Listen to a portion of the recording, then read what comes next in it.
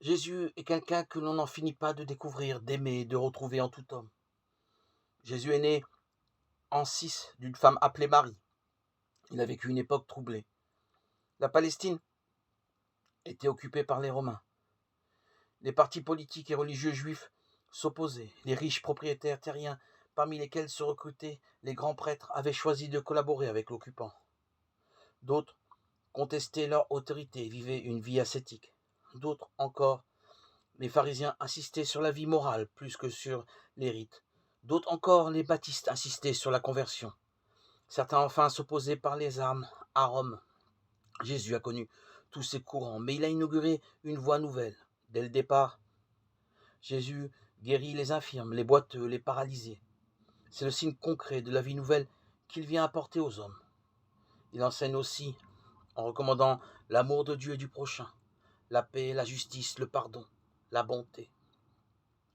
Mais Jésus fait aussi des choses étonnantes.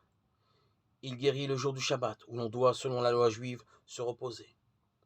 Il s'adresse à des personnes de toutes conditions. La bonne nouvelle qu'il vient apporter est pour tous les hommes, au-delà des rites, des convenances et des frontières.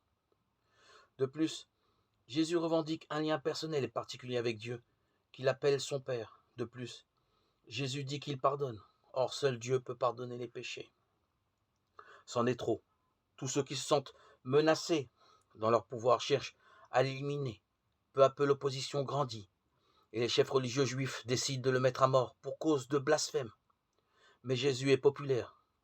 Un complot s'organise donc. Judas, l'un de ses proches, y participe. Après une parodie de procès, Jésus est condamné à mort, avec la complicité de Ponce Pilate, procurateur romain en poste. Commence alors la passion de Jésus. Il est d'abord fouetté, puis tourné en dérision. On lui met une couronne d'épines sur la tête, puisqu'il s'est proclamé roi, condamné à porter sa croix jusqu'au lieu du supplice, et enfin cloué sur une croix que l'on dresse ensuite. Le supplice est atroce, c'est le châtiment réservé aux esclaves et aux opposants politiques. Il meurt, abandonné des siens, sauf par Marie, Jean et quelques femmes. 3 jours plus tard, le jour de Pâques, tôt le matin, le tombeau où a été déposé le corps de Jésus est vide. Celui-ci apparaît alors à Marie-Madeleine, puis à ses amis. Les récits de la résurrection sont d'une grande richesse humaine. Les évangélistes y font passer toute leur foi en ce Jésus qui leur a apporté la vie et dont ils se sentent si proches. La bonne nouvelle se répand comme une traînée de poudre parmi les amis de Jésus. D'abord incrédules, ces hommes et ces femmes vont devenir des témoins inlassables de cette victoire sur la mort, qui a changé leur vie et peut bouleverser la nôtre.